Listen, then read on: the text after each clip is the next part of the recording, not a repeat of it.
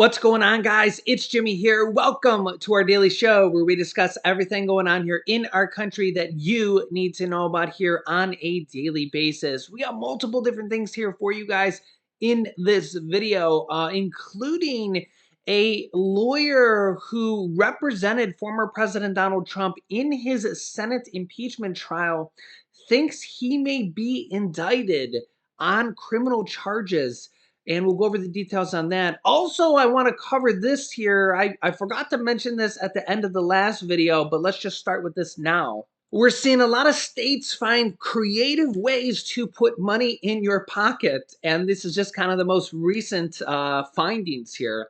And I'll keep you up to date here as more and more states do this. Okay, so first, here's the first one. In New Jersey, you could get paid up to $100 to take part in a pilot program that could be a model for replacing New Jersey's gas tax, which is very interesting. Check this out. New Jersey needs 400 drivers to volunteer to track their mileage for a study about what could replace the state gas tax, because they could be getting rid of the state gas tax, which could be a good thing. Gas tax alternatives are being investigated to ensure that electric vehicle drivers pay their fair share for road and bridge upkeep.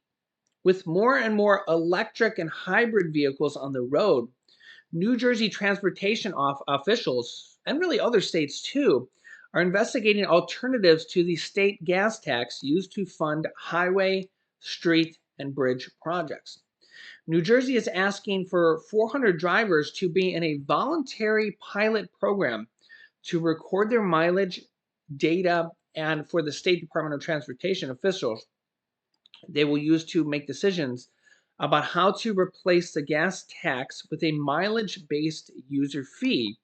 And users could get paid, or will get paid, $100 each. Pretty interesting.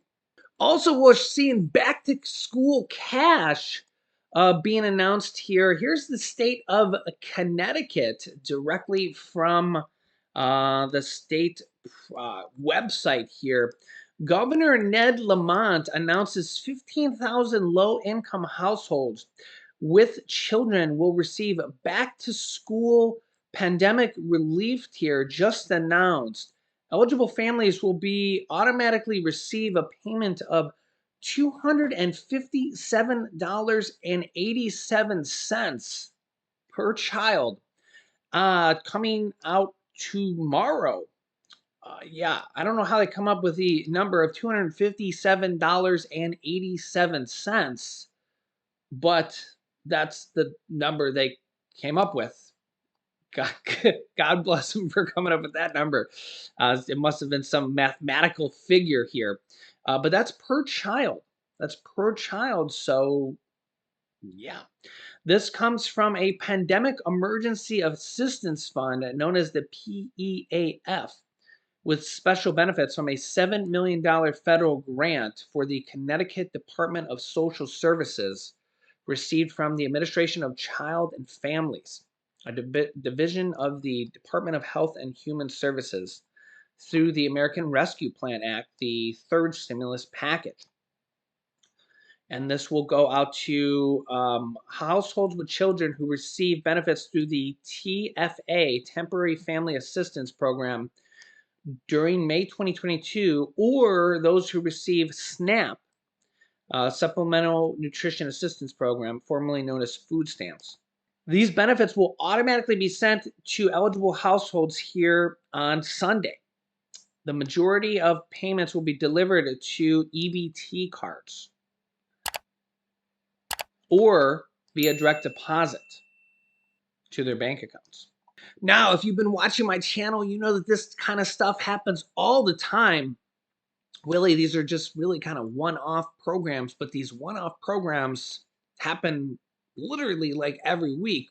I just did a video with $1,500 and $3,000 checks. I'll link you to that video here. And we have a lot of state stimulus checks, programs, and stuff. We have over 20 different states sending out state stimulus checks, tax relief programs, and even more. I'll keep you up to date here on all of this going forward. A lawyer who represented former President Donald Trump himself in his Senate impeachment hearing thinks that he's going to be indicted on criminal charges. You can see the quote here. I think he'll get indicted. Legal insiders warned that Trump could soon face criminal charges that he can't talk his way out of. Here's the details on this. As former President Donald Trump continues to publicly attack the Justice Department and the FBI following last week's unprecedented raid of his Mar-a-Lago club, people who have been close to his inner circle told Insider that they think he could be in serious legal trouble, or at least in a serious legal battle. One lawyer familiar with the Trump's team thought process said in an interview with the ex-president that he likes to run the show and is a big believer in the public's relations assault, but that he could soon face criminal charges he can't talk his way out of and will at least have to go through legal battles at the bare minimum. Bare minimum. Quote, he should be worried about all these investigations, the lawyer added. I think he's a target of all of them, and I think that he'll get indicted. Quote. Now, this is a lawyer here who, Alan Dershowitz, who represented Trump himself during his Senate impeachment trial, told Insider here that Trump should be the most concerned about the New York Attorney General's civil investigation into his business practices. He says, quote, right now it's only civil, but you never know. Civil can always morph into criminal charges the way it did with Weisselberg, the CFO who just did plead guilty to 15 criminal charges. And now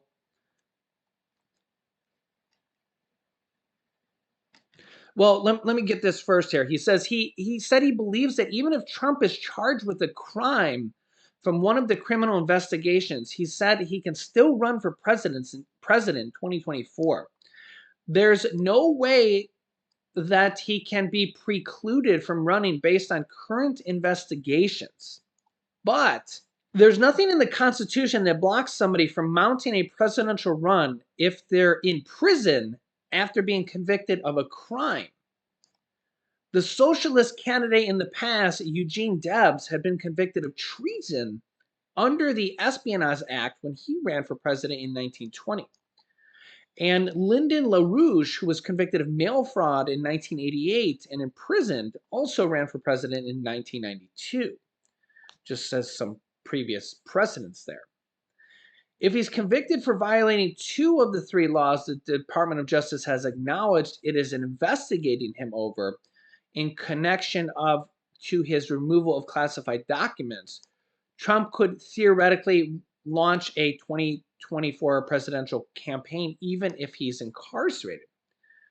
But if he's convicted of violating one of those laws of 18 U.S. Section 2071, which bars the concealment, removal, or mutilation of government records, then he could be disqualified from holding office again in this particular case. Now, we have several different kind of cases going on here right now. We have the FBI search and seizure of the top secret documents, and one of those documents was actually above top secret. It was above top secret. It was supposed to never be removed from a top secret basically room and where cell phones aren't even allowed, and it was in Trump's basement, basically. Okay, that's how top secret this this document was. Okay, so there's that whole investigation with the FBI and the Justice Department. Okay, then there's this New York Attorney General into Trump's business practice with the Trump Organization business. Okay, those are two separate investigations with one's in the Trump Organization business. Okay, so they're separate, but they're linked because they're linked through former President Donald Trump, the person. Okay, him personally.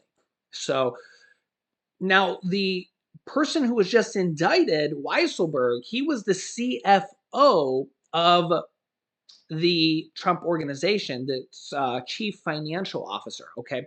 He is the top guy who handles all the money and all the financial documents for a company, CFO, chief financial officer. He's the top guy when it comes to anything money related in a large corporation. Okay.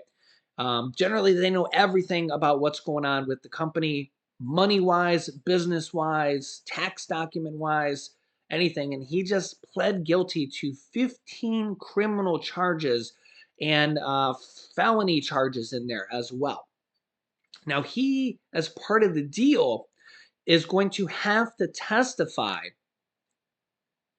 with, or else the deal's off the table. And he's 75 years old. He's going to have to, if he doesn't fully testify, he's going to get 15 years in prison. And the issue with this here is that he says that he's going to not try to incriminate Trump, but even if he tries his best, the judge has already said if he doesn't fully tell the truth, and I'm going to try to literally stay as neutral as I can here. I'm just trying to explain this, not take sides at all. I'm just going to try to explain this as neutral as possible here.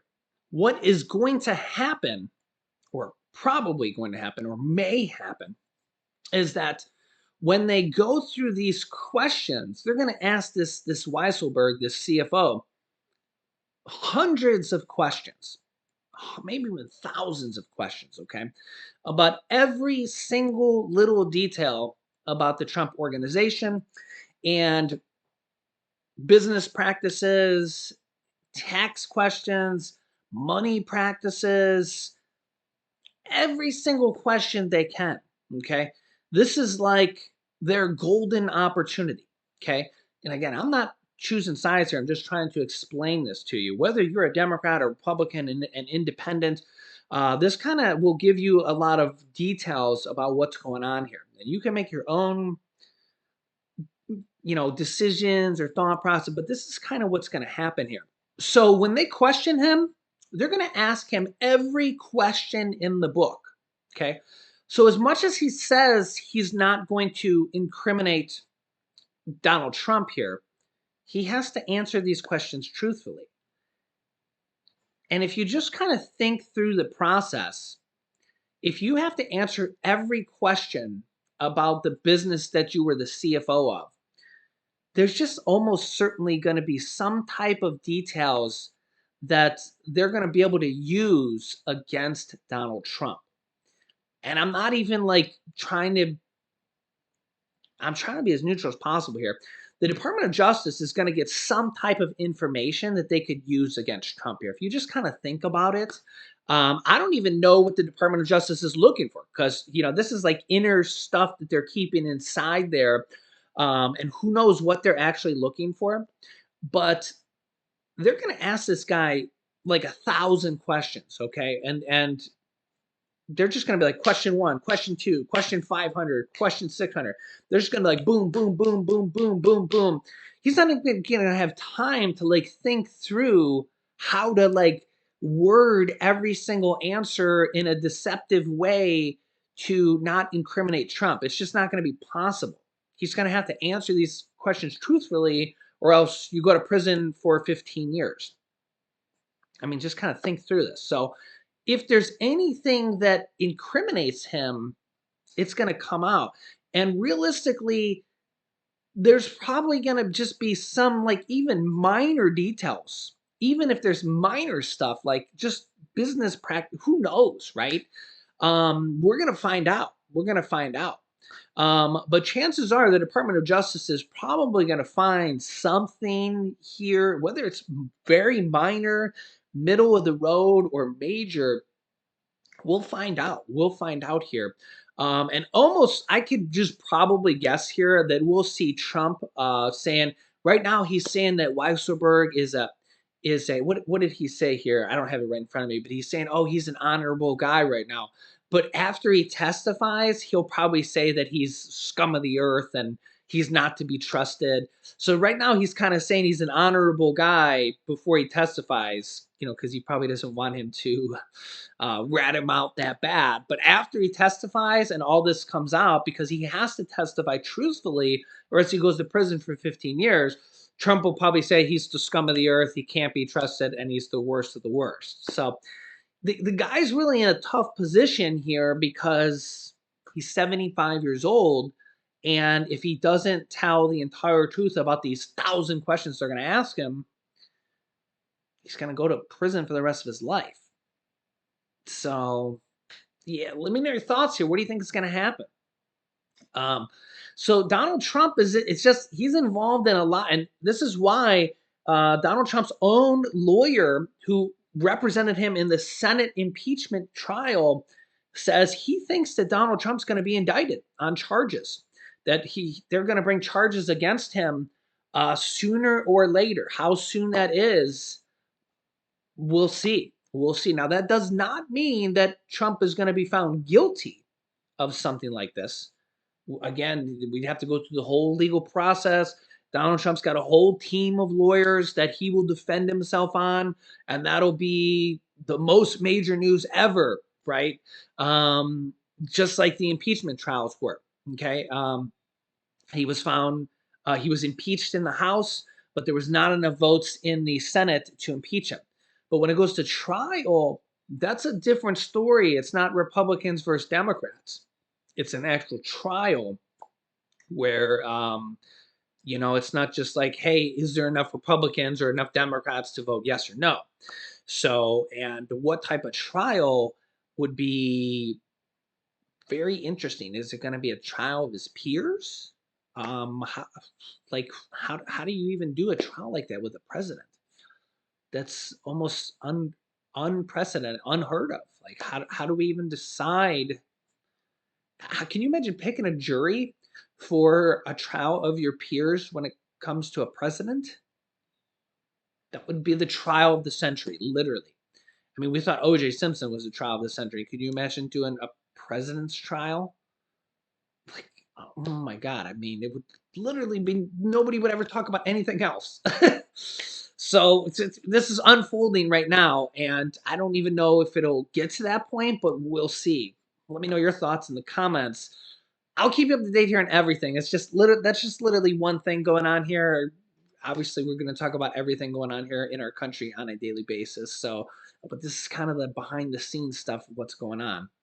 And you can also see here newly unsealed documents from the FBI raid on Mar-a-Lago put Trump in even worse legal peril, experts are saying here. So this was just unsealed here. And Trump is hinting at legal action in response to Mar-a-Lago's search. One implication of the new information is that even if Trump is right about the documents being declassified, he still could have broken the law, said Lawrence Tribe, a Harvard constitutional law scholar tweeted. Prior to this information about the law agents being believed Trump may have broken came from the warrant itself, which was unsealed. It listed broad federal statutes Trump may have violated, including the Espionage Act, which more specific information was found in these documents. They showed that the FBI believed that Trump may be guilty of the willful retention of the national defense information, concealment or removal of government records, and obstruction of federal investigation. Bradley Moss, a national security attorney, told Insider that the new documents clarify but ultimately do not change much of what we previously knew. A striking detail, he said, is that the FBI believes Trump had obstructed its probe, and that, quote, clearly the FBI believes Trump not only took properly marked classified documents to Mar-a-Lago, but he kept them and resisted turning them over when confronted by the government. The FBI could theoretically use a charge of obstruction to pursue Trump, even if the information does turn out to have been classified. Also, former President Donald Trump is fighting back. He's hinting at taking legal action in response to the FBI search. He said in a post that, quote, a major motion related to the Fourth Amendment of the Constitution will soon be filed related to the search. He claims his rights have been violated at a level, quote, rarely seen before. The Fourth Amendment protects people against unreasonable searches and seizures. Trump's post comes after a federal judge said on Thursday that he might be willing to unseal part of the affidavit that was used to establish probable causes for the FBI to search his Mar-a-Lago property. Judge Bruce Reinhardt, who approved the search warrant, said he did not believe the Justice Department proved why the document should remain entirely private and instructed officials to search redactions to the document, and that he believed unsealing the warrant itself and some related documents following the search after Attorney General Merrick Garland announced that the Department of Justice supporting publicizing it, giving the significant public interest to the situation, had revealed the search took place. Merrick Garland also strongly defended the Department of Justice and FBI in a rare public statement about it and an ongoing investigation, saying that their integrity had been, quote, unfairly attacked. Yeah, so that's interesting. Might Trump sue the FBI? That, yeah, a president suing the FBI would definitely, I think, be a first. Have we ever seen that before? I don't know. Somebody look that up. But you can't make this stuff up, guys. It's a lot of this stuff is unprecedented for the first time ever. And yeah, we'll see. It's just literally changing by the day here. So let me know your thoughts in the comments and I will keep you up to date here. Make sure to subscribe down below to our YouTube channel and click the bell icon so you don't miss out on new videos. It's completely free to do so. And don't forget to support our channel by hitting the thumbs up button for us down below. You can click this video here to see new information about child tax credits and this video here about new $3,000 checks going out to millions of people. So click on one of those videos next. Thanks for watching, guys, and I'll see you in the next video.